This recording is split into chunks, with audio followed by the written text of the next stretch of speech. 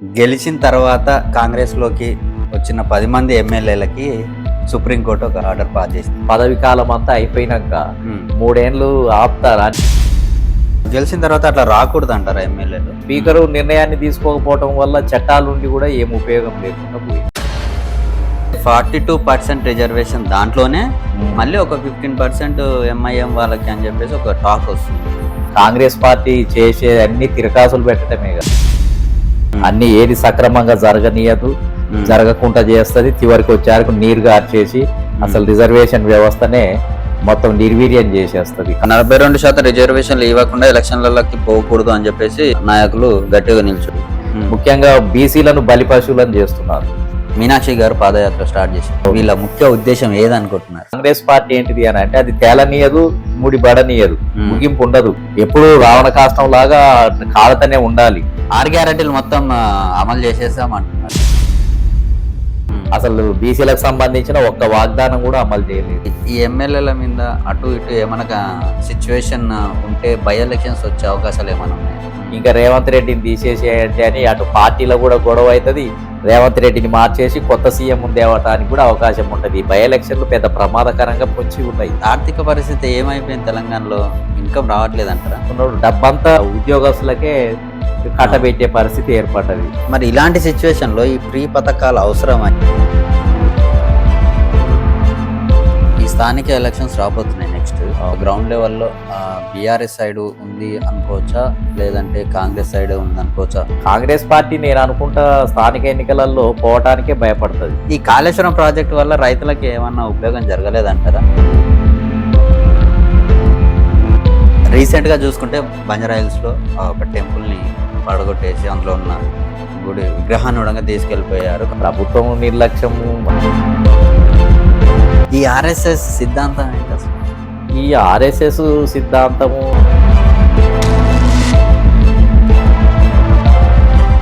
నమస్తే, welcome back to time 24. నేను మీ anchor Anji. ఈరోజు మనతో ఉన్నారు నరగోని గారు. తన వయసు అంత ఉండదు, మన ఎక్స్పీరియన్స్, ఎందుకంటే చాలా పెద్దవారు. గత 20-30 ఏళ్ళుగా తెలంగాణలో ఉద్యమాలలో పాల్గొంటూ రాజకీయాల్లో ఎన్నో విశ్లేషణలు ఇస్తూ చాలా మందికి ఆదర్శంగా నిలబడ్డ నరగోని గారితో ఈరోజు చాలా విషయాలు మాట్లాడి తెలుసుకునే ప్రయత్నం చేద్దాం. నమస్తే ఆంటీ గారు. ఎలా ఉన్నారు సార్? Good, fine. ఏంటి సార్, తెలంగాణలో కొంచెం పార్టీలు అన్ని అస్తవ్యస్తంగా కనిపిస్తున్నాయి. ఎవరైతే గెలిచిన తర్వాత కాంగ్రెస్ లోకి వచ్చిన 10 మంది ఎమ్మెల్యేలకి సుప్రీంకోర్టు ఒక ఆర్డర్ పాస్ చేసింది. అసలు ఏం జరుగుతుంది, ఏంటి అది? అది స్పీకరు ఎలాంటి నిర్ణయం తీసుకోకపోవటం వల్ల ఈ సుప్రీంకోర్టు జోక్యం చేసుకోవాల్సిన పరిస్థితి ఉత్పన్నమైంది. ఎందుకంటే చాలా రాష్ట్రాల్లో, ఇప్పుడు ఒక తెలంగాణ రాష్ట్రమే కాదు, కొంతమంది ఎమ్మెల్యేలు డిఫెక్ట్ అయినప్పుడు వేరే పార్టీలోకి వెళ్ళినప్పుడు దాన్ని నానబెట్టి ఎటు తేల్చకుండా వాళ్ళ మీద చర్యలు తీసుకోకుండా యాంటీ డిఫెక్షన్ లా అనేది పార్లమెంట్ లో ఇటువరకు చేయటం జరిగింది.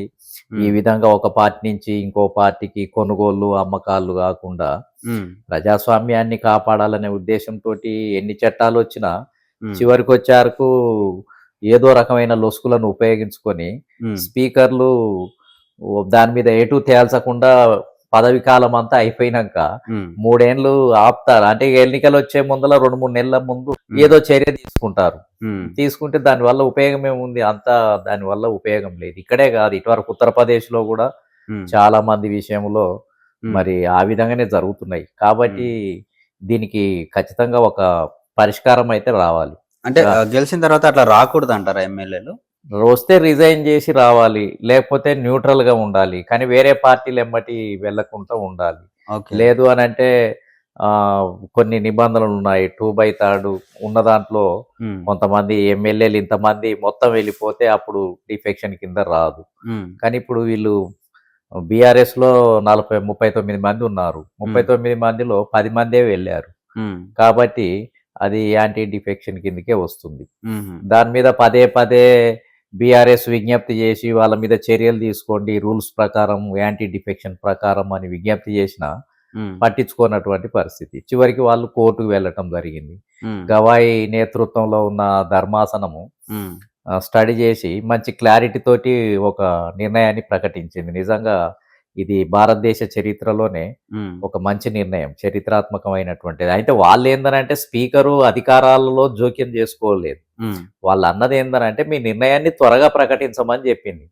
మీరు అనుకూలమా, వ్యతిరేకమా, లేకపోతే మీకున్న అధికారాలలో మేమేం జోక్యం చేసుకోవటం లేదు, కానీ టైం ప్రకారం లేకపోవటం వల్ల మొత్తం ఏందనంటే యాంటీ డిఫెక్షన్ లా అనే దానికి అర్థమే లేకుండా పోయింది. కాబట్టి మీరు 3 నెలల్లో దాని గురించి నిర్ణయాన్ని ప్రకటించమని చెప్పింది. అది మంచి నిర్ణయమే. అన్ని పార్టీలు కూడా ఇంకా దాన్ని వ్యతిరేకించే అవకాశం లేదు. ఇంకా స్పీకరుకున్న అధికారాలను కూడా సుప్రీంకోర్టు గౌరవించింది.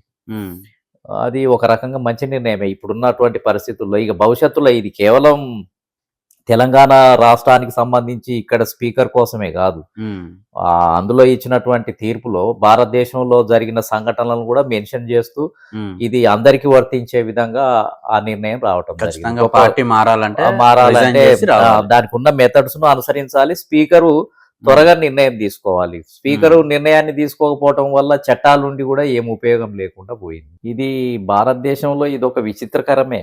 ఎందుకంటే చట్టాలు బలంగా ఉంటాయి, రాజ్యాంగంలో కూడా ఆర్టికల్స్లు, క్లాజులు చాలా పటిష్టంగా ఉంటాయి. కానీ తీర్పులు ఇచ్చే దగ్గర ఏ విధంగా తీర్పు ఇవ్వాలి ఇంటర్ప్రిటేషన్ చెప్పటం వల్ల ఎటైనా మలుచుకోవచ్చు.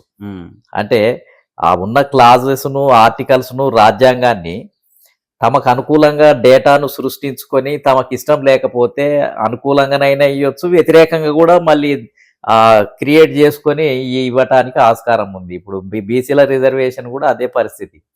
ఆర్టికల్ 15 క్లాజ్ 4 అనేది ఏం తెలియజేస్తుంది అని అంటే రాష్ట్రాలలో విద్యా ఉద్యోగ రంగాల్లో వెనుకబడిన తరగతులకు రిజర్వేషన్లు కల్పించుకోవచ్చు అని దాంట్లో స్పష్టంగా రాజ్యాంగ సవరణ ద్వారా ఆర్టికల్ పొందుపరచడం జరిగింది. కానీ దురదృష్టం ఏంటిది అని అంటే రాష్ట్రాలు రిజర్వేషన్లు ఇస్తందుకు కమిషన్లు వేసి పర్సెంటేజ్ని చెప్పటం వల్ల ఇంకా పర్సెంటేజ్ ఇట్లా పెరగటానికి వీలు లేదని ఈ రిజర్వేషన్ల వల్ల కొన్ని వర్గాలు, కొన్ని కులాల ప్రయోజనాలు దెబ్బతింటున్నాయని అగ్రకులాలు ఏం చేస్తారు, రిట్ పిటిషన్లు వేస్తున్నారు కోర్టులలో. వీళ్ళకి పెంచడం వల్ల అసలు వీళ్ళు ఇంత జనాభానే లేరు, ఈ రకంగా ఉంది అని వాళ్ళు పిటిషన్లు వేస్తే ఇంకా అందులో ఉన్న వాళ్ళు వ్యతిరేకంగా ఇస్తూ వస్తూ ఉన్నారు. అంటే ఆడ ఆర్టికల్స్ ఉన్నా గానీ రాజ్యాంగంలో ఆర్టికల్స్ ఉన్నాయి, క్లాజెస్ ఉంది, స్పష్టంగా ఉంది. కానీ చిన్న చిన్న కారణాలు అంటే ఏంది, జనాభా సరిగా లేదని, లేకపోతే ఇచ్చే విధానం కరెక్ట్ గా లేదని, ఇట్లా సాకులు చూపించేయటానికి చాలా జడ్జిమెంటులు పాపం బడుగు బలహీన వర్గాలకు అనుకూలంగా రాయబడినటువంటి రాజ్యాంగంలో పొందుపరచబడ్డాయి అన్ని కూడా అన్ని మిస్ఇంటర్ప్రిటేషన్. అంటే జడ్జి అతని యొక్క నైపుణ్యము, అతను అనుసరించే విధానాన్ని బట్టి కొన్నిసార్లు పేదలకు కూడా నష్టం జరుగుతుంది, బడుగు బలహీన వర్గాలకు కూడా నష్టం జరుగుతుంది. అంటే చట్టమేమో పటిష్టంగా ఉంది, అమలు చేసే యంత్రాంగము సరిగా లేదు. అమలు చేసే యంత్రాంగం, రాజ్యాంగాన్ని అమలు చేసే యంత్రాంగాలు 3.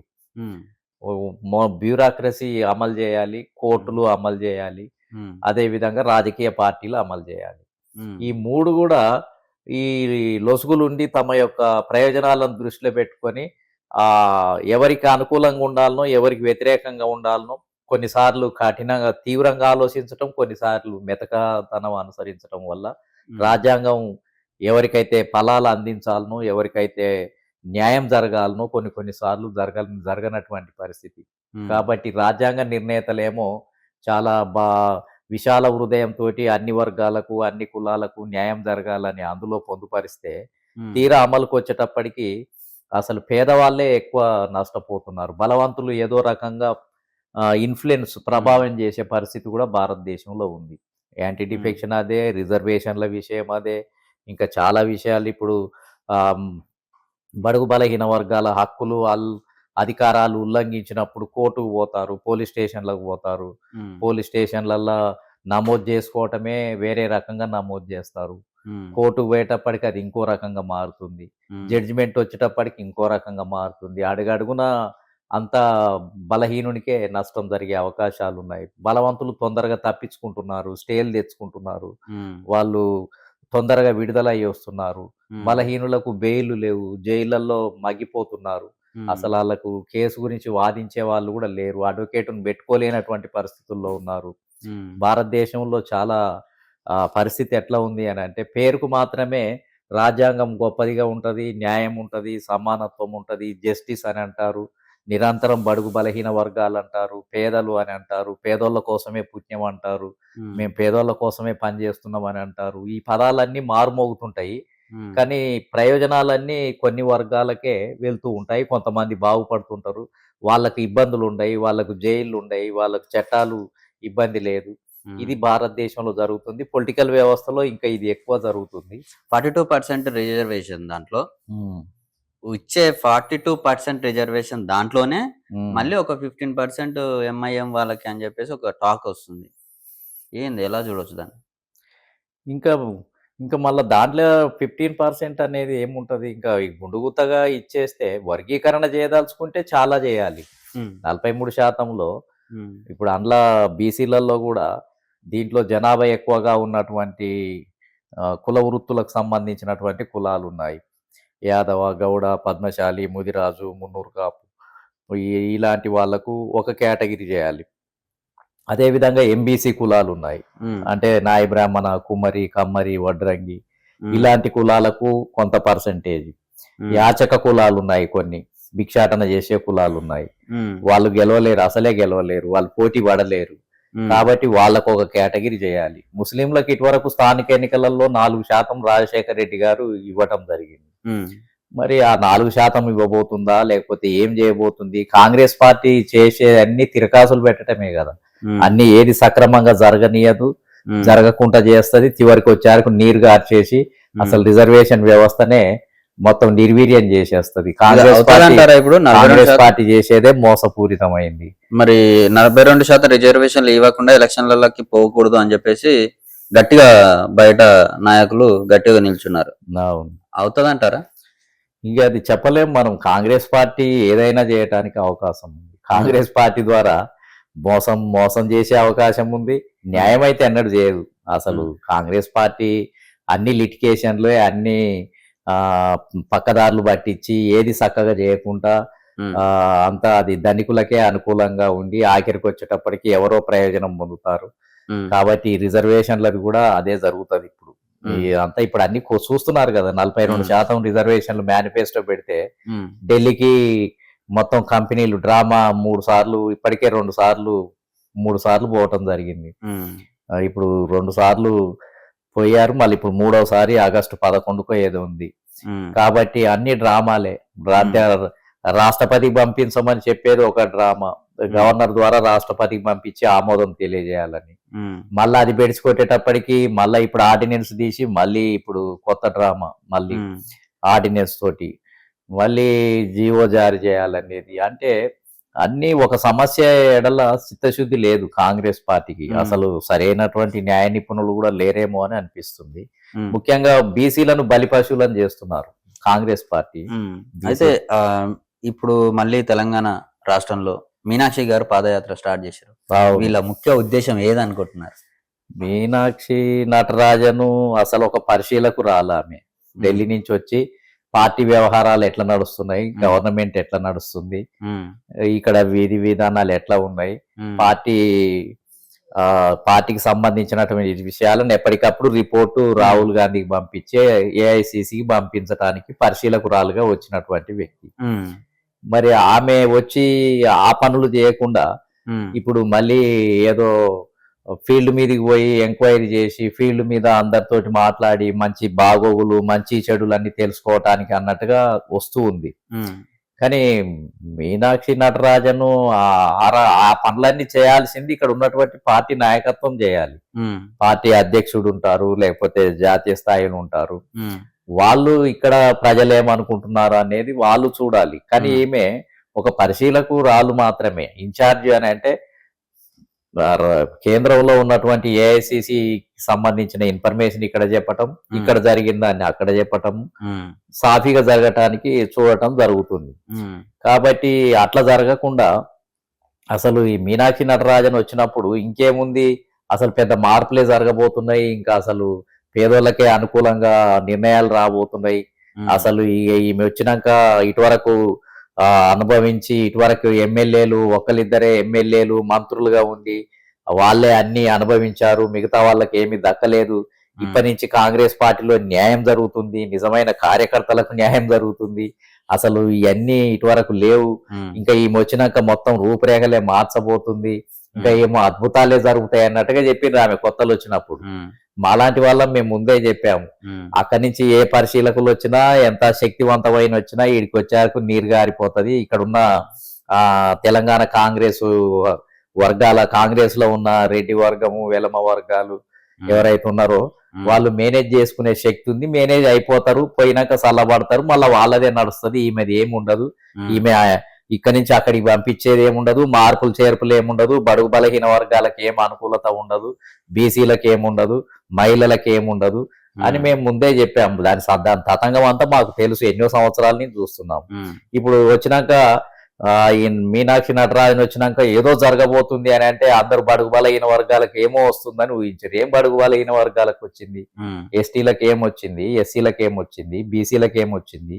ఈమె వచ్చి ఏమన్నా ముఖ్యమంత్రిని మార్చి బీసీ ముఖ్యమంత్రిని చేయమన్నదా, లేకపోతే బట్టి విక్రమార్క ఒక ఎస్సీ ఆయనను ఏమన్నా ముఖ్యమంత్రి చేయమనే ఆదేశాలు జారీ చేసిందా, సెంట్రల్ కి ఏమన్నా పంపించిందా? నామినేటెడ్ పదవులన్నీ ధనవంతులకే పోతున్నాయి, ఎమ్మెల్సీ టికెట్లన్నీ ధనవంతులకే పోతున్నాయి. అనగనగా 6 మంత్రి శాఖలు మిగిలి ఉంటే 6టిని ఒకటేసారి చేస్తే ఇబ్బంది అవుతుందని చాకచక్యంగా ఏంటని అంటే అందులో ఒక బీసీకి ఇచ్చి మిగిలిన ఎస్సీలకు ఇచ్చి ఆ విధంగా ఏంటిది అని అంటే ప్రజల్ని మళ్ళీ వాయిదా వేయటం. ఒకసారి డెమోక్రసీని ఇవ్వదు కాంగ్రెస్ పార్టీ. ఏంటిది అని అంటే అది తేలనీయదు, ముడి బడనీయదు, ముగింపు ఉండదు. ఎప్పుడు రావణ కాష్టం లాగా కాలతనే ఉండాలి. ఆడ ఉన్నాయే 17-18 శాఖలు. ఆ 18 శాఖలను కూడా ఒకటేసారి నియమించుకునే శక్తి లేని పార్టీ కాంగ్రెస్ పార్టీ. దాచిపెడుతుంది అన్నమాట. ఇక అంటే ఇప్పటికే సంవత్సరంన్నర అయింది. సంవత్సరంన్నర అయినాక కూడా 6 శాఖలు. అంటే ఈ రాష్ట్రంలో అనేక కులాలు ఉన్నాయి, వందల ముఖ్యమైన కులాలు చాలా ఉన్నాయి.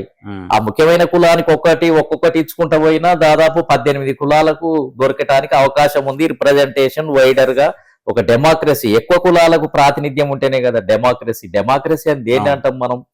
1-2 కులాలే కాకుండా విస్తారంగా అనేక కులాలకు ప్రాతినిధ్యం ఇస్తేనే దాన్ని డెమోక్రసీ అని అంటారు.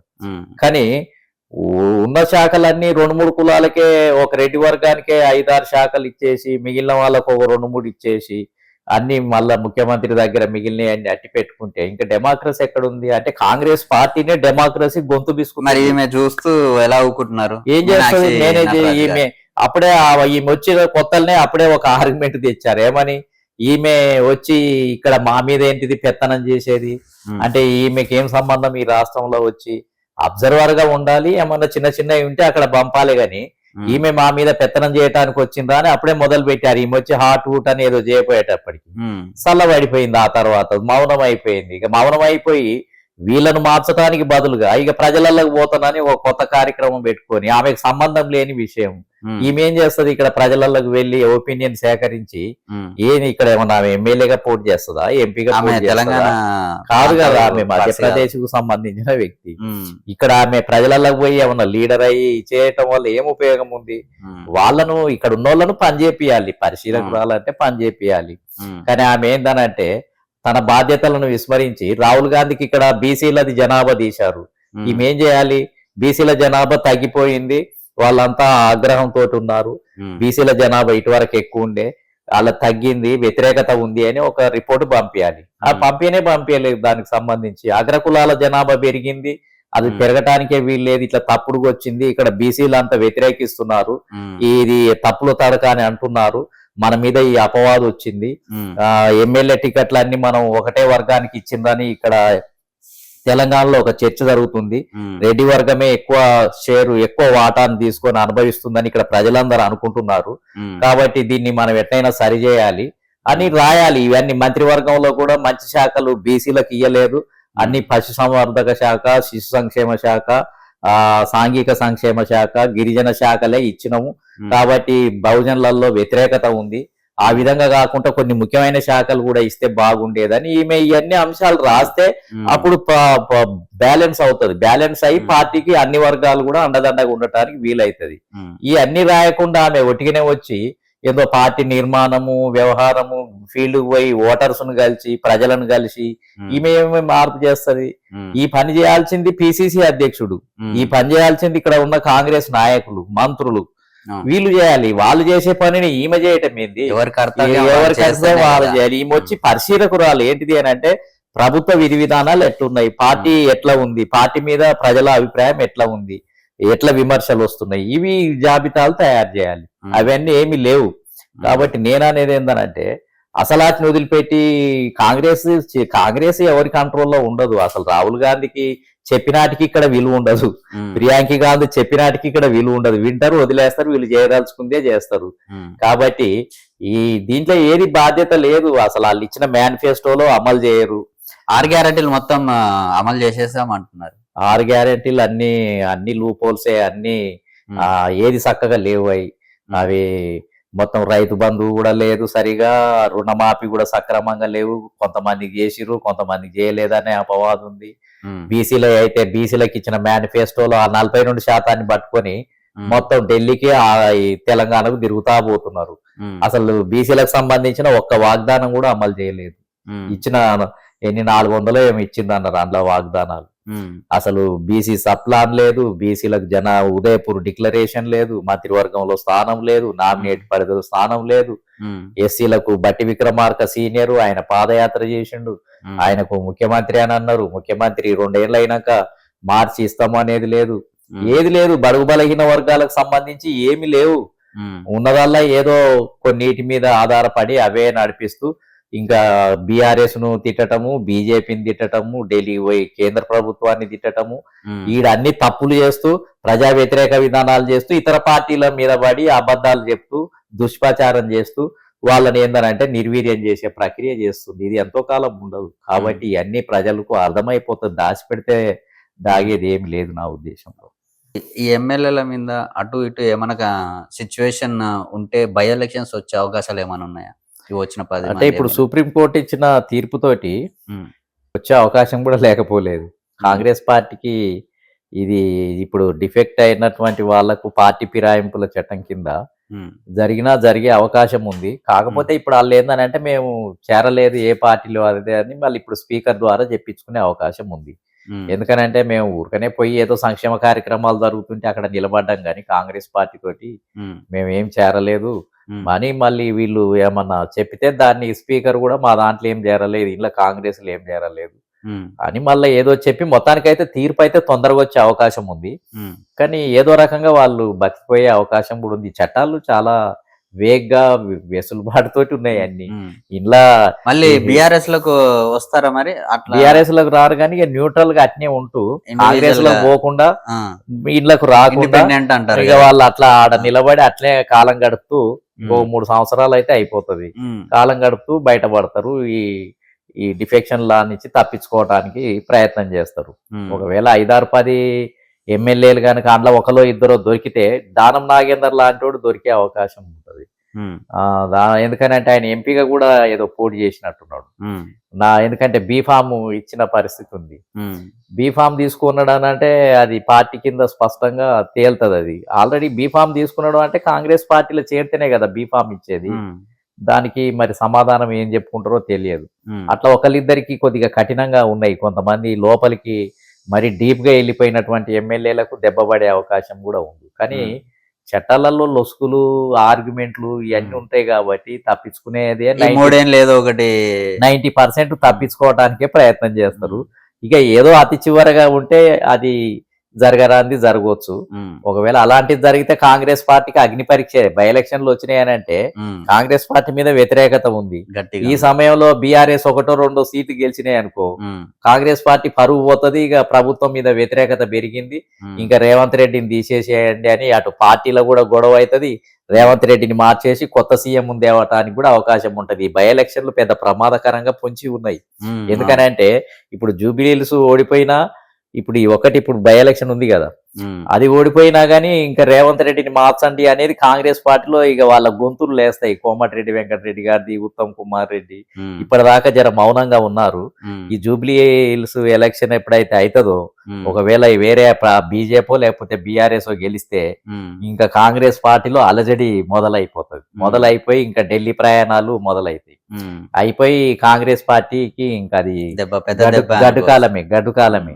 ఇంకా మళ్ళా దీనికి తోడు ఈ డిఫెక్షన్ లా కింద స్పీకర్ కనుక ఏదన్నా త్వరలో నిర్ణయం తీసుకొని ఒకరి ఇద్దరి మీద ఈ దెబ్బ పడితే ఫిరాయింపుల చట్టం కింద ఇంకా ఆ ఎలక్షన్స్ వస్తే అవి కూడా మళ్ళీ కాంగ్రెస్ పార్టీ చేజారిపోతే ఇంకా అది కూడా ప్రమాదమే. కాకపోతే ఒకటి అంటారు ఏంటంటే అవి మా సీట్లు కావు, అవి వాళ్ళ సీట్లు వాళ్ళే గెలిచిర్రు అనడానికి ఆస్కారం ఉంది. కానీ నీ డెవలప్మెంట్ మీద అది ఒక తీర్పే కదా. నువ్వు ఇంతకాలం పరిపాలన చేసిన దానికి ఒక చిహ్నాన్ని దాన్ని గుర్తించాల్సి ఉంటది కదా. కాబట్టి ఇవన్నీ కాంగ్రెస్ కు గడ్డుగాలమే ఉంది. ఇటు పార్టీలో అంతర్గత పోరాటం, ఈ బై ఎలక్షన్స్, అదే విధంగా అనేక రకాలుగా చుట్టుముట్టినటువంటి పరిస్థితి ఉంది.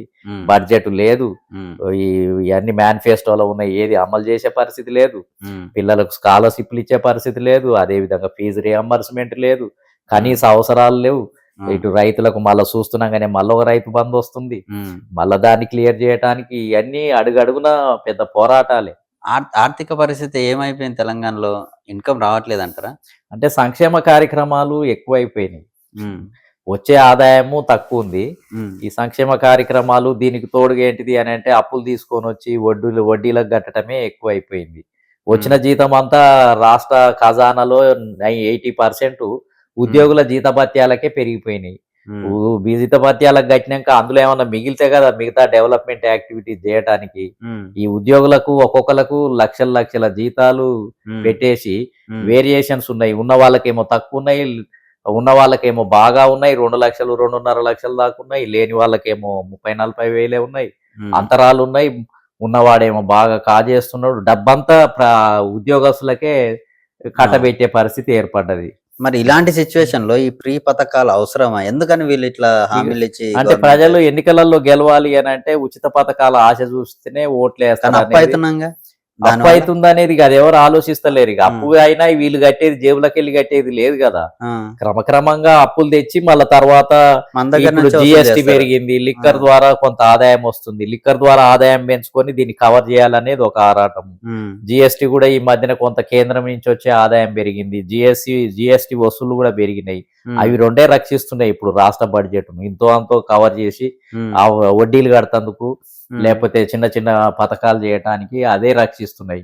కానీ అంతా ఇన్కమ్ ట్యాక్స్ ఇవన్నీ తప్పించుకుంటున్నారు. ఇంకా చాలా మంది జిఎస్టీ కూడా తప్పించుకుంటున్నారు. సరైనటువంటి యంత్రాంగము, క్రమబద్ధత ఇవి లేవు భారతదేశంలో. ఇంకా ఆంధ్రప్రదేశ్ అయితే ఇంకా ఘోరం. మనకంటే పెద్ద రాష్ట్రము, మనకంటే తక్కువ జిఎస్టీ వస్తుంది, తనకంటే తక్కువ ఆదాయాలు వస్తాయి. ఇంకా అక్కడ ఎవరు పన్నులు కడుతుర్రో ఎవరు కట్టడం లేదో అసలు బాధ్యతనే లేదు. ఇప్పుడు కొన్ని మహారాష్ట్ర ఉన్నాయి, వేరే రాష్ట్రాలు చాలా ముందుకెళ్లి తక్కువ జనాభా కలిగిన రాష్ట్రాలు కూడా ఎక్కువ జిఎస్టీ ద్వారా రాష్ట్ర ఆదాయాలు పెంచుకుంటున్నారు. కర్ణాటక కూడా కొంత బెటర్ గానే ఉంది. కానీ మన తెలంగాణ ఈ ఆంధ్రప్రదేశ్ తో పోలిస్తే తెలంగాణ బెటర్. మళ్ళీ అసలు ఆంధ్రప్రదేశే పెద్ద రాష్ట్రము, అక్కడ జిఎస్టీ వసూళ్లు ఎక్కువ ఉండాలి. ఇంకా అక్కడనైతే ఓపెన్ ఎవరు అసలు కట్టే పరిస్థితి లేదు, దానికి క్రమబద్ధత లేదు, వసూలు లేవు, ఏమైపోతున్నాయో కూడా తెలియదు. అంటే సిస్టమ్ లో చాలా మార్పులు రావాలి. ఆ విధంగా రాకపోవటం వల్ల ఇప్పుడు కాంగ్రెస్ పార్టీకి ఇప్పుడు మీ మేనిఫెస్టోలలో అమలు చేయాలంటే 7 లక్షల కోట్ల అప్పు ఉంది. అదే ఇప్పుడు ఇంకా ఈ 3 ఏళ్లలో ఇంకా పెరుగుతుంది కదా. ఇప్పుడు 2 సంవత్సరాలకే కాదు కదా, పెరిగే కొద్ది 30 అయిపోతుంది. ఆదాయ పెరుగుదలనేమో అంత రేటులో లేదు. జీతభత్యాల కిందనే ఇప్పుడు రిటైర్డ్ అయ్యే వాళ్ళకు పెన్షన్స్ ఇవ్వటానికే, క్లియర్ చేయటానికే సిద్ధంగా లేదు. ఈ వేరియేషన్స్ కూడా తగ్గించాలి. సామాన్య మానవులకు ఇప్పుడు రాష్ట్ర బడ్జెట్ లో అన్ని వర్గాలకు చూడాలి, కానీ ప్రభుత్వ వర్గాలకు ఇంత పెద్ద ఎత్తున జీతాలన్నీ పెంచేసి ఇంత పెద్ద ఎత్తున ఎందుకు? కనీస అవసరాలను బట్టి ఆ నిర్ణయాలు, వేతన నిర్ణయం చేయాలి. మరి పెద్ద పెద్ద ఆఫీసర్లకు పెద్ద మొత్తంలో జీతభత్యాలు ఉన్నాయి, టీఏలు, డిఏలు, ఆఫీస్ ఖర్చు, వచ్చిన ఆదాయం అంతా మామూలు ప్రజలంతా పన్నులు కట్టిందంతా ఉద్యోగులకే వెళ్ళిపోతే అది ఎట్లా కరెక్ట్ అవుతుంది? దీన్ని గనక కరెక్ట్ చేయాలి. మళ్ళీ ఉద్యోగులలో కూడా చాలా మంది ఏమన్నా కరెక్ట్ గా పనిచేస్తున్నారా? మొత్తం అందులో అసలు చాలా మంది అసలు వచ్చిన మామూలు ప్రజలు, సాధారణ ప్రజలు ఎవరన్నా పనికి పోతే వాళ్ళను నిలబెట్టటము, రేపు రమ్మనటము, ఎల్లుండి రమ్మనటము, గ్రామీణ ప్రాంతం నుంచి ఒక చదువు రానటువంటి వ్యక్తి పోతే నానా ముప్పు తిప్పలు పెట్టే అధికారులు చాలా మంది ఉన్నారు. అసలు ఆఫీసులలో పనులే జరగనటువంటి పరిస్థితి, ఫైల్లే కదలనటువంటి పరిస్థితి. అందరూ అని చెప్పలేము కానీ చాలా మంది పని బాధ్యత లేకుండా జీతాలు ఎక్కువ తీసుకుంటూ పని చేయకుండా తప్పించుకొని హరాస్మెంట్, ఎవరైతే పని కోసం పోతారో పనికి పోయినటువంటి వాళ్ళనే నిలబెట్టే మాట్లాడటము, అక్కడ ఉన్న పనులు చేయకపోవటం, టేబుల్ దగ్గర ఉండకపోవటం, కుర్చీ దగ్గర ఉండకపోవటం, అసలు ఫైళ్ళన్నీ సంవత్సరాల తరబడి కొనసాగటం, ఇంత డబ్బు దారబోసి ప్రజల డబ్బు పెడితే పేదోళ్ళు ఇప్పుడు మహబూబ్ నగర్, మెదకు, దూర ప్రాంతాల నుంచి వస్తారు. వాళ్ళది అసలు ఎటు తేలదు. సంవత్సరాల తరబడి వాళ్ళు ఇంకా బెదిరిస్తారు. నువ్వు ఏంది మళ్ళీ ఇయ్యాలనే వచ్చినావు, రేపు రమ్మనంటే ఎల్లుండి వచ్చి నువ్వు మళ్ళా ఇంత తొందరగా వచ్చినావు అని ఇంకా బెదిరిస్తారు. అంటే వాళ్ళకి జీతాలు ఇచ్చి సామాన్య మానవుడు తిట్లు తిని రావాల్సినటువంటి పరిస్థితి ఏర్పడ్డది. ఆ వ్యవస్థను ప్రక్షాళన చేయాల్సిందే. లంచగొండితనం కూడా ఎక్కువనే ఉంది. ఏ ఆఫీసర్ను పట్టుకున్నా 5-6 కోట్లు వెళ్తున్నాయి, ఏ ఆఫీసర్ను పట్టుకున్నా 5-6 ఇండ్లు వెళ్తున్నాయి, ప్లాట్లు వెళ్తున్నాయి. ఎక్కడుంది ఈ వ్యవస్థ? అంటే డబ్బంతా వాళ్ళ చేతుల్లోకి వెళ్ళిపోతుంది. రేవంత్ రెడ్డి గారు దీని మీద దృష్టి పెట్టాలి. దోపిడీ రాజ్యం. సామాన్య మానవులకు పాపం కూలినాలికి పోయేటోళ్ళు దోతి కట్టుకొని, రుమాలు కట్టుకొని పనిచేసేటోళ్లకు పెన్షన్లు ఇద్దామంటే 5,000 ఇస్తందుకు లేదు. వీళ్ళకు 2 లక్షలు జీతాలు నెలకు, ఒక్కొక్కరికి 1,50,000. మళ్ళా పెన్షన్లు, వీళ్ళకు 2 రకాల లాభం. పని చేసినప్పుడు జీతాలు రావాలి, మళ్ళీ రిటైర్డ్ అయినాక పెన్షన్లు రావాలి. ఈ సర్వీస్ ఇయర్స్ లో మళ్ళీ వచ్చే ఇన్కమ్ వచ్చేది వస్తూనే ఉంటది. కాబట్టి ఎక్కడో ఉంది, దీన్ని బ్యాలెన్స్ చేయాలి, సమాజంలో బ్యాలెన్స్ చేయాలి. లేకపోతే ఇది 1 సైడెడ్ గా ఇట్లనే బాగుపడ్డోళ్ళే బాగుపడి, తిన్నోడే తిని, లేనోడు ఎండిపోయి గరీబ్గా ఉండి, అసలు ఆడ పనే జరగకుండా ఉండి, మొత్తం సిస్టంలే మనం పోతాం కదా. కొన్ని డిపార్ట్మెంట్, పోలీస్ వ్యవస్థ ఉంది, మున్సిపాలిటీ వ్యవస్థ ఉంది, ఎన్నో డిపార్ట్మెంట్లలో అసలు ఎవరి చెప్పు చేతుల్లో ఉండే. అందరు కూడా వాళ్ళు అనేక రకాలుగా ఉన్నాయి. అందులో కోఆర్డినేషన్ లేదు, తొందరగా పనులు కావు, రెవెన్యూ ఆఫీసులు లేవు, ఇవన్నీ ఉన్నాయి. కాబట్టి రేవంత్ రెడ్డి గారు, ముఖ్యమంత్రి గారు ఇవన్నీ పరిశీలన చేయాలి. ఎప్పుడు దాన్ని అట్నే వదిలిపెట్టేస్తే ప్రజల బాగోగులు ఎవరు చూస్తారు?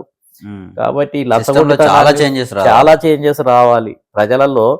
పాత భావాలు అట్నే కంటిన్యూ అవుతున్నాయి. కొత్తగా అసలు వేరే దేశాలలో పోతే అధికారులు ఎంత బాధ్యతాయుతంగా ఉంటారు, ఎంత అలర్ట్గా ఉంటారు, ఎంత వెంటనే స్పందిస్తారు, చాలా పద్ధతి ప్రకారం ఉంటారు. మన దేశంలో గూడు కట్టుకొని పోయి బ్యూరోక్రసీ అని అంటే అట్నే గూడు కట్టుకొని పోయి చలనం లేకుండా ఒక పెత్తందారి ధోరణి ఉంది అందులో చాలా మందిలో. అంటే అందరు కాదు, నిజాయితీ పనులు ఉన్నారు, పేదవాళ్లకు పనిచేసే వాళ్ళు ఉన్నారు, చేసేటోళ్ళు చేస్తున్నారు, చేయనోడు బెదిరించుకొని బతుకుతూ ఉన్నాడు.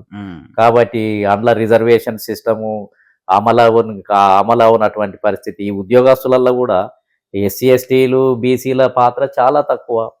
వచ్చిన డబ్బంతా కూడా ఈ ఓపెన్ కోటా కింద గెలిచినటువంటి వాళ్ళే తినేస్తున్నారు. వచ్చిన డబ్బంతా కూడా బీసీలకు అయితే అసలు ఉద్యోగులే లేరు. అసలు రాష్ట్ర బడ్జెట్ లో 80% జీతాలకే పోతే మరి మా బీసీలు ఉద్యోగస్తులు లేకపోతే బీసీల వాటాను కూడా వాళ్ళే తినేస్తున్నారని కదా. ఎస్సీ ఎస్టీలకు కొద్దిగా మెరుగ్గా ఉంది బీసీలతో పోలిస్తే, ఎందుకంటే రిజర్వేషన్స్ ఉన్నాయి కాబట్టి. ఇక ఓపెన్ కాంపిటీషన్ లో ఉన్నోళ్ళు మిగతా వర్గాలు పెద్ద పెద్ద ఆఫీసర్లు అంతా వాళ్ళే. అంటే బడ్జెట్ అంతా ఎవరికి పోతుంది? పెద్ద ఆఫీసర్లు అంతా వీళ్ళు అగ్రకులాలకు సంబంధించినటువంటి వాళ్ళే ఉంటారు. అంటే ఈ రాష్ట్ర బడ్జెట్ ను వాళ్ళే కాజేస్తున్నారు, వాళ్ళే కార్లు వాడుతున్నారు, వాళ్ళే యంత్రాంగాన్ని వాడుతున్నారు.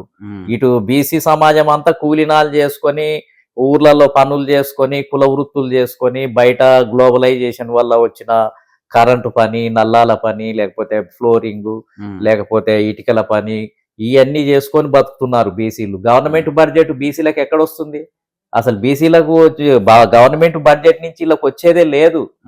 వచ్చేదేమన్నా ఉంది అని అంటే ఓపెన్ కాంపిటీషన్ లో గెలిచి చదువు తెలివితేటలు ఎక్కువ ఉండి మొదటి నుంచి తిష్ట వేసినటువంటి వర్గాలు వాళ్ళు అందులో ఉద్యోగాలు సంపాదిస్తున్నారు. తర్వాత ఎస్సీ ఎస్టీలకు బాబాసాహెబ్ అంబేద్కర్ రిజర్వేషన్లు ఇవ్వటం వల్ల కొద్దిగా కొబ్బు నామినల్ గా వాళ్ళకు వస్తున్నాయి. ఇక బీసీలకు అయితే అందులో 2%, 3% కూడా లేరు. లేనప్పుడు అసలు బడ్జెటే రాదు. ఇంకా వీళ్ళకు ఇటు ప్రభుత్వ ఖజానా నుంచి లేదు, ఎమ్మెల్యే టికెట్లు లేవు, ఎంపీ టికెట్లు లేవు, నామినేటెడ్ పదవులు లేవు, ఏమి లేవు. బీసీలు అంతా అసలు ప్రభుత్వంతో అసలు వాళ్ళకు వచ్చే వాటనే లేదు. అసలు బీసీలు ఈ దేశంలో నష్టపోయే వర్గము అని అంటే ఏ రంగం ఓపెన్ కాలేదు. వీళ్ళకు అసెంబ్లీ ఓపెన్ కాలేదు, సెక్రటేరియట్ ఓపెన్ కాలేదు, బ్యూరాక్రసీ ఓపెన్ కాలేదు, ఏ రంగం లేదు. భూములు లేవు, వ్యాపారాలు లేవు, కాంట్రాక్టులు లేవు, గాఢంధకారం మొత్తం. స్వశక్తితోటి ముస్లిం సమాజము, బీసీ సమాజము కాయకష్టం చేస్తూ, బండ్లు దోస్తూ, మూటలు మోస్తూ, లేకపోతే అరటి పండ్లు అమ్ముకుంటూ, కూరగాయలు అమ్ముకుంటూ, ఆటోలు తోలుతూ, రిక్షాలు నడిపిస్తూ, ఇప్పుడు కొత్తగా మోడర్నైజేషన్ వచ్చినాక కొద్దిగా 2 పూటలు తిండి తినగలుగుతున్నారు. కరెంటు పని, ఈ పని, ఇల్లు కన్స్ట్రక్షన్ వర్క్ కింద బతుకుతున్నారు. ఈ గ్లోబలైజేషన్ రాకపోతే అసలు ఈ బీసీలకు దిక్కే లేదు, అసలు వీళ్ళని పలకరించే నాదుడే లేడు. ఇవాళ ఆట మీదకి పోతే ఎంతో కొంత పని దొరుకుతుంది. కాబట్టి ఈ బడ్జెట్ అంతా, ప్రభుత్వ బడ్జెట్ అంతా కొన్ని వర్గాలు కాజేస్తున్నాయి, వాళ్ళే తింటున్నారు, వాళ్ళే ఉంటున్నారు. ఆ విధంగా ఉంది. దీన్ని మార్చాల్సిన అవసరం. ఈ స్థానిక ఎలక్షన్స్ రాబోతున్నాయి నెక్స్ట్. ఊర్లలో గ్రౌండ్ లెవెల్లో బీఆర్ఎస్ సైడ్ ఉంది అనుకోవచ్చా, లేదంటే కాంగ్రెస్ సైడ్ ఉంది అనుకోవచ్చా? ఇప్పుడు ఏమంటున్నారంటే 2 పాయింట్లు తీసుకుంటున్నారు. ఇందిరమ్మ ఇండ్లు కట్టిస్తున్నాము, రేషన్ కార్డులు రాష్ట్ర వ్యాప్తంగా ఇస్తున్నాము, ఓట్ బ్యాంకింగ్ అంతా మాకు వచ్చేసిందన్న ఒక ధీమలో ఉన్నారు కాంగ్రెస్ నాయకులు.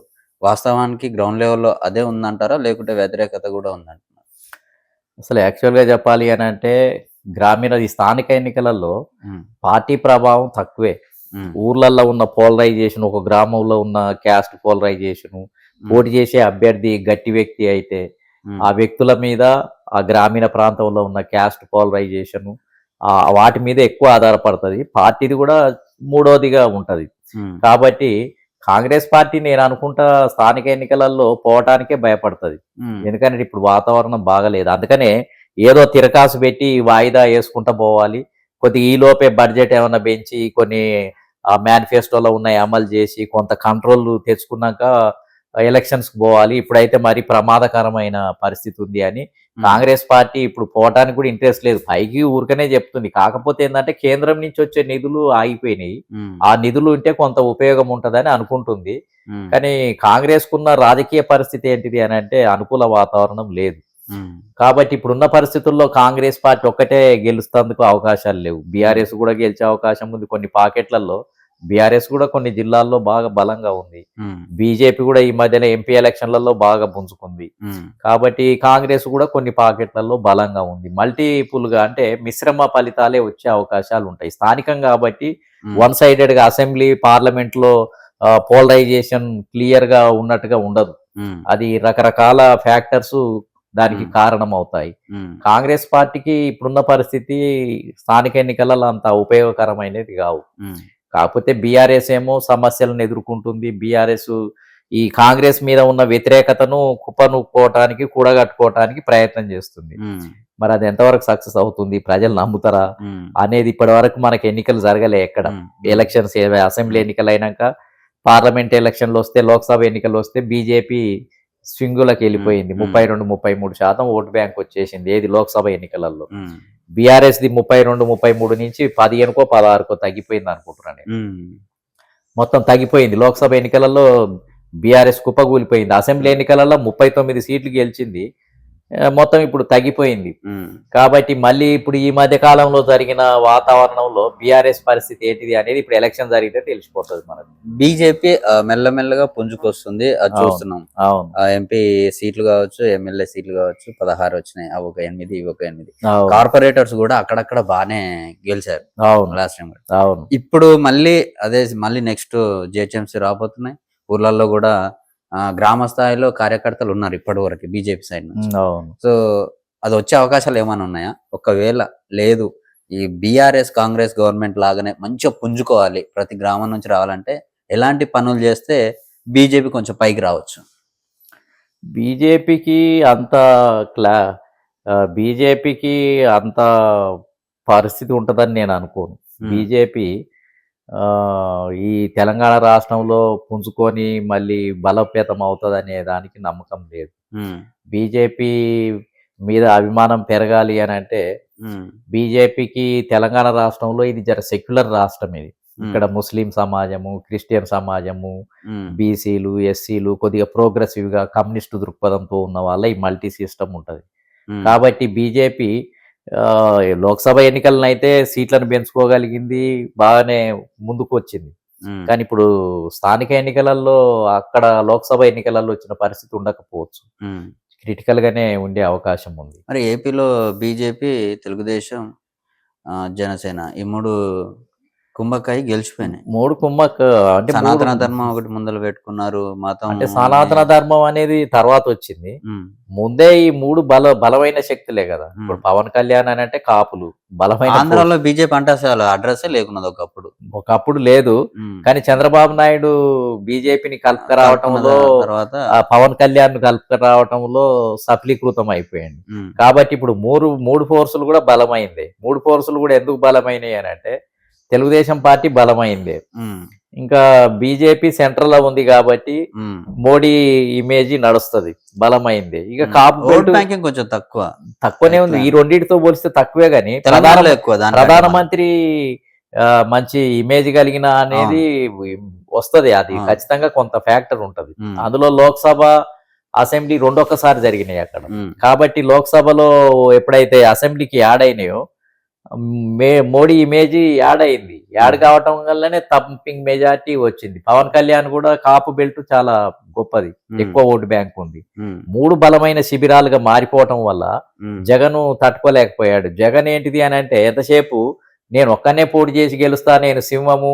మీరు 10 మంది వస్తున్నారు, మీరు 3 పార్టీలు వస్తున్నారు, శాతనైతే మీరు నన్ను ఢీకొనే శక్తి లేకనే మీరు 3 కలుస్తున్నారని ఎగతాళి చేయటం మొదలు పెట్టిండు. ఈ కానీ ఏమంటారు? భారతదేశంలో ఈ మిశ్రమ ప్రభుత్వాలు ఏర్పడుతున్నాయి, ఈ అలయన్స్ పార్టీల యుగం స్టార్ట్ అయిందన్న సంగతిని జగన్ గుర్తించకుండా ఉమ్, మూర్ఖంగా ఒక్కడే నేను ఢీకొంటానని పోవటం వల్ల ఎల్లెలకలా పడిపోయింది. కానీ అదే ముందు స్ట్రాటజీ తోటి పవన్ కళ్యాణ్ తోటో లేకపోతే బీజేపీనో ఒకదాన్ని ఆ. గుంజుకొని ఉంటే ఆ. అసలు ఫలితాలు ఇంకో రకంగా ఉండేది అసలు జగన్ కు. కానీ అది గుర్తించలే, అది మొండిగా సెంట్రల్ నుంచి ఆ, తీసుకుంటే అయిపోయేది. మొండిగా అసలు ఆయనకు ఒక రాజకీయ ఎత్తుగడలు వ్యూహం, కష్టపడతాడు, తిరుగుతాడు, యువకుడే గాని రాజకీయ ఎత్తుగడలు తోడు కావాలి కదా. రాజకీయ ఎత్తుగడలలో చంద్రబాబు నాయుడు దిట్ట. ఉమ్, ఎవరెవరు శత్రు శిబిరాన్ని ఎట్లా బలహీనం చేయాలి, మిత్ర శిబిరాన్ని అవసరమైతే ఎట్లా ఎట్లా కలుపుకొచ్చుకోవాలి, దూరం ఉన్నోని కూడా ఎట్లా లాక్క రావాలి అనే దాంట్లో దిట్ట చంద్రబాబు నాయుడు. ఆరితేరినోడు పాలిటీషియన్ కదా, అన్ని రకాల ఎస్టీ ఎస్సీ వాళ్ళ కోసం ఎక్కువగా కష్టపడతాడు జగన్ అంటారు. కమ్మ కాపు ఓట్ బ్యాంకింగ్ వీళ్ళది తెలుగుదేశం వైపు ఉంటది అంటారు. మరి వీళ్ళది ఎక్కువ లేదంటారా? ఎస్టీ ఎస్సీ వాళ్ళది బాగుంటది కదా. ఎస్సీ ఓట్ బ్యాంకులో 80% మాలలు. ఉమ్, మాలల ఓటు బ్యాంకు కోస్టల్ ప్రాంతంలో ఆంధ్రప్రదేశ్ లో జగన్కే పడింది. 90% మాలలది, క్రిస్టియన్స్ గాని మాలలు గాని ఉమ్, జగన్కే పడ్డాయి. కానీ మాదిగల గ్రూపు మళ్ళీ రాయలసీమ ఈ బెల్ట్కి వచ్చినప్పుడు నీకు టీడీపీకే పడుతుంది ఎక్కువ శాతం. ఎస్సీలు అందరూ వన్ సైడెడ్ గా కాదు. ఆహా, మాలల బెల్ట్ ఓన్లీ క్రిస్టియన్స్ బెల్ట్ తూర్పుగోదావరి పశ్చిమ గోదావరి నుంచి ఎంటైర్ ఆంధ్రప్రదేశ్ లో ఉన్న మాలలంతా కూడా 90% జగన్ కు మద్దతుగానే ఉంటారు. ఉమ్, నాకు తెలిసి నేను అక్కడ బాగా తిరిగి చేశాను కాబట్టి ఉమ్. కొంత పోలరైజేషన్ ఉంది. మాదిగలలో 60% చంద్రబాబు నాయుడుకి ఎందుకు వేస్తారు. అట్లా? అంతే, మాదిగలు ఇది ఉంది కదా, వర్గీకరణ తగు ఉంది కదా. ఈ ఆహా. వర్గీకరణ వల్ల ఏందనంటే మాలలో ఒక సైడ్ ఉంటే మాదిగలు ఆటోమేటిక్ గా ఇంకో సైడ్ ఉంటారు. అందులో చంద్రబాబు నాయుడు ఓకే, చీలిపోయింది అక్కడ. మా చంద్రబాబు నాయుడు మొదటి నుంచి ఆది పితామహుడు ఏది వర్గీకరణను అసలు ABCD ముందు వర్గీకరణ. ప్రవేశపెట్టిందే, దానికే మూల పురుషుడే ఆయన. కాబట్టి అక్కడ బాగా మాదిగలంతా సపోర్ట్ గా ఉన్నారు. ఉమ్, కాబట్టి ఇప్పుడు జగన్ కున్న ఫోర్స్ ఏంటిది అని అంటే రెడ్డి సామాజిక వర్గము 60% దాకా వచ్చింది. ఉమ్, మాలలు క్రిస్టియన్స్ 80% దాకా పడింది. ఉమ్, ఇంకా మిగతా వర్గాలు మహిళల నుంచి కొంత జగన్ కు మహిళల నుంచి సింపతి ఉంది. ఆ, కొంత మహిళల నుంచి బాగానే 60% దాకా లాగింది. కానీ అది చివరి దశలో ఏదో బెడిసి కొట్టింది. అది ఫ్రీ ఒకటి బస్, అయింది, ఇక్కడ మూడు అయినాయి. ఫ్రీ బస్సు అని చంద్రబాబు నాయుడు ప్రకటించాడు అద్భుతంగా. ఉమ్, అది ఫ్రీ బస్ అనే ఆ మహిళలకు, జగన్ కి అనుకూలంగా ఉన్న మహిళలు కూడా టీడీపీకి అనుకూలంగా మారిపోయింది. ఉమ్, ఇంకొకటి ఏందనంటే చంద్రబాబు నాయుడు ఇచ్చిన గొప్ప విషయం ఏందనంటే ఈ జగన్ పరిపాలనలో మందు ప్రియులకు ధరలన్నీ పెంచేసి కాస్ట్లీ చేసేసిండు.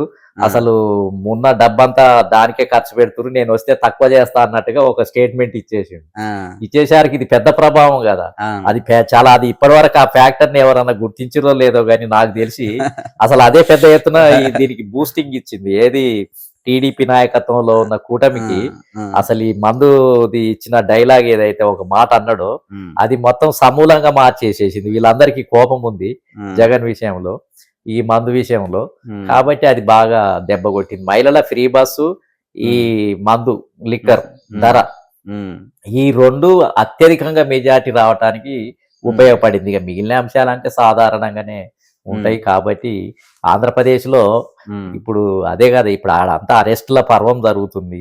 ఏది రెడ్ బుక్ రాసుకున్న పేర్లన్నీ ఇంప్లిమెంట్ చేసే కార్యక్రమం అది నడుస్తున్నది. ఎంతవరకు కరెక్ట్ అంటారు రాజకీయాలలో ఇక కొంతవరకు ఉంటది కానీ ఇంత ఓపెన్ గా మరి ఆంధ్రప్రదేశ్ లో ఈ తనకు ప్రత్యర్థులుగా ఉన్న వాళ్ళను ఏదో రకంగా ఇరికించాలి, కోర్టుల చుట్టూ తిప్పాలి, బెయిల్ వస్తే రాని తర్వాత ఏదన్నా కానీ ముందైతే అందులో ఒక కేసు పెట్టేస్తే 4 రోజులన్నా పోలీస్ స్టేషన్ కు జైలు రిమాండ్ కు పోతారు. తర్వాత వాళ్ళను కోర్టులో వదిలేస్తే పోనీగాక. కానీ కొంత మా ప్రత్యర్థులకు భయం ఉండాలి కదా, మా జోలికి వస్తే మిమ్మల్ని వదిలేది లేదు అన్నట్టుగా ఒకటి నడుస్తున్నట్టుగా ఉంది. అది నిరంతరం నడుస్తుంది. ఇప్పుడు భారతదేశంలో ఇంత ఓపెన్ గా ప్రత్యర్థుల మీద ఈ రకంగా చిన్న చిన్న కేసులు కూడా నమోదు చేసి ఏదో రకంగా ఇన్వాల్వ్ చేసేది ఒక ఏపీలోనే ఇప్పుడు స్పష్టంగా కనపడుతుంది. తెలంగాణలో తెలంగాణలో అంత ఈ శత్రుత్వాలు వైరుధ్యాలు ఉంటాయి కానీ ఇట్లా మరి కేసులు నగ్నంగా పెట్టుకొని పట్టుకపోయి ఇగో చూసినావా మేము అన్నాం కదా వీళ్ళని తీసుకుపోయి జైల్లో పెడతానని చెప్పినాం కదా ఇగో మేము పెట్టేసినాము అని చెప్పేది ఉండదు.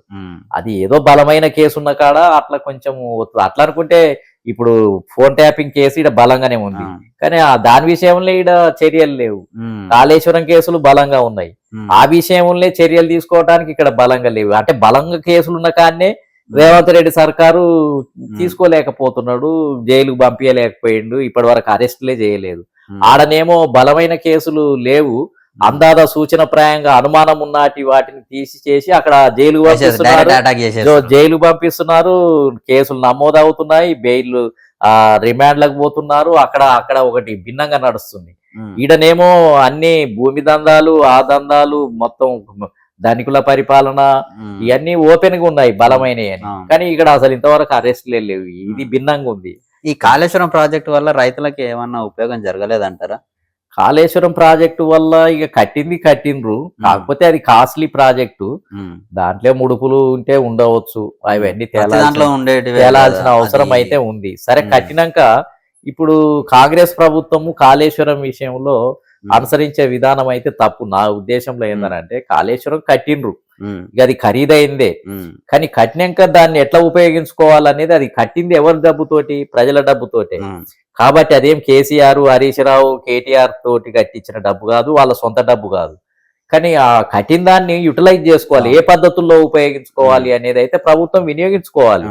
కాబట్టి దాన్ని రిపేర్ చేసి ఏవైతే ఖరాబ్ అయినాయో వాటిని రిపేర్ చేసి ఆపత్కాలలో, కరువు ప్రాంతాలలో, వర్షాలు పడని ప్రాంతాలలో పరిస్థితుల్లో వాటిని నింపుకొని పెట్టుకుంటే హైదరాబాద్కు వచ్చే తాగునీటికి గాని ఇతరత్ర గాని ఇంకా కొన్ని విస్తారంగా దూర ప్రాంతాలకు వాటర్ను సప్లై చేయడానికి అవకాశం ఉంటది. కరెంటు ఛార్జీలు ఎక్కువ ఉండొచ్చు కాక, కానీ కొన్ని సార్లు నీళ్లు చాలా ఇంపార్టెంట్. నీళ్లు లేకపోతే మనిషి బతకలేడు.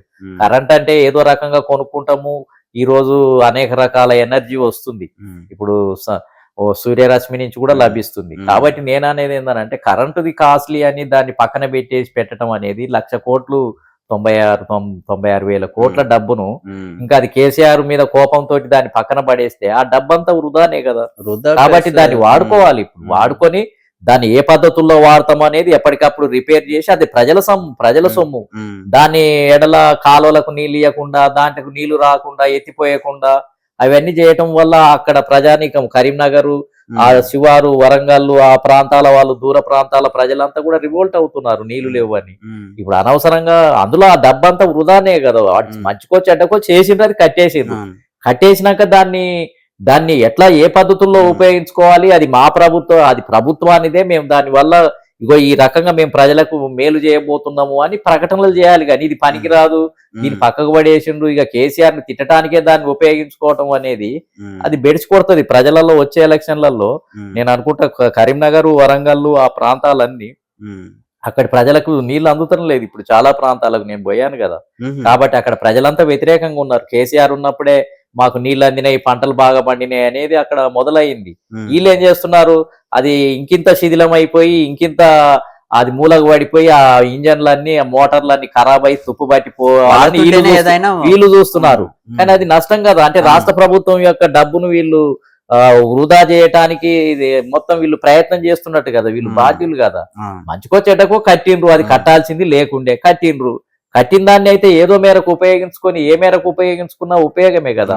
కానీ అట్లా మూలకు పడేస్తే అది పనికి రాకుండా పోతుంది అన్ని మొత్తానికే. కోట్లు వేస్ట్ అయిపోతది కదా. ఉమ్. కరువు కాటకాలు వచ్చినప్పుడు నింపి పెట్టండి, ఉపయోగపడుతుంది. ఇక్కడ సాగునీరు తాగునీరుకు ఉపయోగపడుతుంది. ఉమ్. వీళ్ళ విధానము అది కరెక్ట్ కాదు. రేవంత్ రెడ్డి గారిది గాని కాంగ్రెస్ ప్రభుత్వాన్ని గాని ఉమ్. ఆ పద్ధతిని మార్చుకుంటే బాగుంటది అనేది నా ఉద్దేశం. రీసెంట్ గా చూసుకుంటే బంజారాహిల్స్ లో ఒక టెంపుల్ ని పడగొట్టేసి అందులో ఉన్న గుడి విగ్రహాన్ని ఉడంగా తీసుకెళ్లిపోయారు. కాంగ్రెస్ గవర్నమెంట్ ఎందుకు ఇంత కక్ష పట్టింది దేవుళ్ళ మీద ఆ గుళ్ళ మీద అని చెప్పేసి ప్రశ్నిస్తున్నారు కొంతమంది. ఇది ఎంతవరకు రైట్ అనుకోవచ్చు? అక్కడ ఉన్నటువంటి ప్రజల ఎస్, ఇక ప్రశ్నిస్తున్నారు అని అంటే బీజేపీ సంబంధించినటువంటి వ్యక్తులు దీన్ని ఒక సాకుగా తీసుకొని ఒక ఇష్యూ లాగా చేసే అవకాశం ఉంది. ఇక ఇవన్నీ చెదురుముదురుగా అనేక ప్రాంతాల్లో గుడులు, మసీదులు, లేకపోతే భాగ్యలక్ష్మి టెంపుల్, ఇవన్నీ రాజకీయాలు వాటి చుట్టూ కూడా తిరుగుతూ ఉన్నాయి. కాబట్టి ప్రభుత్వం నిర్లక్ష్యం అంటే వాళ్ళు తీసుకుపోయిన వాళ్ళ విషయంలో కఠిన చర్యలు తీసుకొని ఏ గుడి గవర్నమెంటే గులగొట్టింది, గవర్నమెంటే తీసుకెళ్ళింది. అదే గవర్నమెంటే అంటే మరి ఇక వేరే కారణాల ఆయా అక్కడ మాకు అక్రమ ఇప్పుడు హైడ్రా నడుస్తుంది. సో నడుస్తుంది. ఏదో ఒక చిన్న ఇష్యూలో అయితే తీసేశారు అవును ఆ ప్లేస్ కోసం. అదే అది అంత ప్రాముఖ్యత కలిగినప్పుడు ప్రాముఖ్యత లేని దాని విషయంలో అట్లా తీసేయడానికి ఆస్కారం ఉంది. బిజీగా పెద్ద టెంపుల్ ఉండి వేలాది మంది భక్తులు పోయే దగ్గర అడుగు కూడా పెట్టలేరు. హైదరాబాద్ పోరు, ఎందుకంటే అక్కడ సిచ్యువేషన్ కనుక్కుంటారు. కాకపోతే అది ఏంటంటే కొంతమంది ఏదో అట్లా కట్టి వదిలేసి ఏదో ప్రాముఖ్యత లేని అంశం అయితే ఉంటే కూలగొట్టే పబ్లిక్ సౌకర్యాల కోసము. ఇప్పుడు ప్రజలు ముఖ్యం కదా, ప్రజలకు రహదారులు కొన్ని గుడులు మనం పోతుంటా రహదారి మధ్యలో ఉంటాయి, మళ్ళీ యువతల నుంచి ఒక రోడ్డు ఉంటది, మధ్యలో గుడి ఉంటది, మసీదులు ఉంటాయి.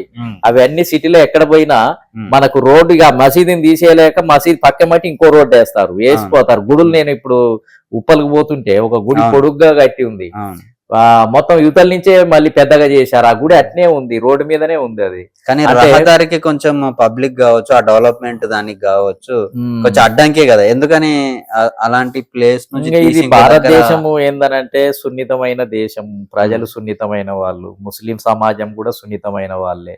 ఏది జరిగినా దాన్ని ఒక పెద్ద ఇష్యూ కింద మార్చేసి అగ్రెసివ్ గా మూవ్ అవుతారు. హిందువులు కూడా ఇప్పుడు వాళ్ళకు పోటీగా వీళ్ళు మారుతారు. కాబట్టి ఇక ప్రభుత్వము ఇవన్నీ చూడనట్టుగా అందులో కొంతమంది టెంపుల్ల పేరుతోటి భూములు కబ్జా చేసి ఇక గుడి కట్టేస్తే అది మా హ్యాండ్ ఓవర్ లో ఉంటది, మా ట్రస్ట్ కింద ఉంటది, మేము పొద్దున్న లేస్తే దాన్ని ఉపయోగించుకోవచ్చు.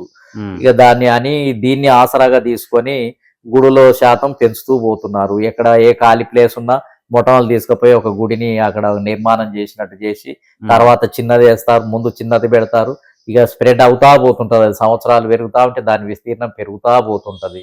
ఇంకా దానికి ఒక ట్రస్ట్, దాని మీద కొంతమంది ఆధారపడే వాళ్ళు. దీని మీద ఏమైనా బిజినెస్ నడుస్తుంది అనుకుంటా? బిజినెస్ అని ఏం చెప్పలేము, భూములను అంటే భూమిని గవర్నమెంట్ ప్లేస్ కాబట్టి అది మా హ్యాండ్ ఓవర్ లో ఒక గుడి కట్టేస్తే ఇక మేము ఆడ కూర్చోవచ్చు, మాట్లాడుకోవచ్చు, మా హ్యాండ్ ఓవర్ లో ఉంటది అనేది ఈ రకంగా కొంతమంది తయారయ్యి కొంతమంది దాన్ని ప్రోత్సహిస్తూ అలాంటివి నడుస్తున్నట్టుగా తెలుస్తూ ఉంది. కాబట్టి అది ప్రారంభంలోనే రెవెన్యూ శాఖ రియాక్ట్ అయితే ఆ చిన్న టెంపుల్ లేకపోతే ఏదైనా కట్టినప్పుడే వెంటనే చర్యలు తీసుకుంటే బాగుండేది. కానీ అది పెద్దగా కొంతకాలం వాళ్ళకు 2 సంవత్సరాలు 3 సంవత్సరాల దాకా నోరు మెదపకుండా తర్వాత పోయేటప్పుడు ప్రజల నుంచి రివోల్ట్ వస్తుంది, అప్పుడు తీసేయలేరు. ఇప్పుడు సికింద్రాబాద్ లో ఉన్న టెంపుల్ అన్ని చాలా వరకు ఈ పబ్లిక్ ప్లేస్ లో ఉన్న టెంపుల్ అన్ని ఆ రకమైనవి. ఇంకా వీళ్ళు కూడా ఏంటంటే ఏం చేయలేము, ఇది సున్నితమైన విషయం అని వదిలేస్తారు. కాబట్టి భారతదేశంలో ఇది పెద్ద సమస్య. దీన్ని ఎవరు ముట్టుకున్నా అది తేనె తెట్టెనే. ఇక అది ఇంకో రకంగా పరిణామం చెంది. అందులో బీజేపీ రెడీగా ఉంది, ఆడ ఎంఐఎం రెడీగా ఉంది. ఈ ఆర్ఎస్ఎస్ సిద్ధాంతం ఏంటి అసలు? ఈ ఆర్ఎస్ఎస్ సిద్ధాంతము ఇంకా అది ఇక పెద్ద లోతుల్లోకి వెళ్దాం, అది ఒక రోజు పెట్టుకున్నాం, అది వద్దులే. దాని మీద నేను స్టడీ చేసిన నేను ఒక రోజు దాని మీదనే ఆర్ఎస్ఎస్ ఎట్లా పుట్టింది, కమ్యూనిస్ట్ పార్టీలు ఎట్లా పుట్టినాయి, ఈ అన్ని దాని మీదనే ఒక 30 గంట పెట్టుకుందాం మొత్తం. అది నడుస్తుంది. ఆర్ఎస్ఎస్ వేగ్గా చెప్తే బాగోదు, మనం డేట్లతో సహా చెప్పాలి. దాన్ని స్టార్ట్ చేసిన వాళ్ళంతా అది చెప్పేద్దాం. రైట్, ఇది నరగోని గారితో ఇంటర్వ్యూ. ఆయనతో మాట్లాడుతుంటే ఇక మనకు ఎన్నో విషయాలు తెలుస్తూ ఉంటాయి. ఆయన దగ్గర ఉన్న అనుభవం ఇంత అంతా కాదు. సో తెలుసుకునే కొద్దీ ఇంకా తెలుసుకోవాలనిపిస్తుంది. మరోసారి మళ్ళీ ఖచ్చితంగా మంచి టాపిక్ మీద మళ్ళీ ఆయనతో ఇంటర్వ్యూ పెట్టుకుంటాను. For more updates please subscribe to Time24. నమస్తే. నమస్తే. షేర్ చేయండి, లైక్ చేయండి, సబ్స్క్రైబ్ చేయండి. మరిన్ని వీడియోల కోసం బెల్ సింబల్ పై క్లిక్ చేయండి.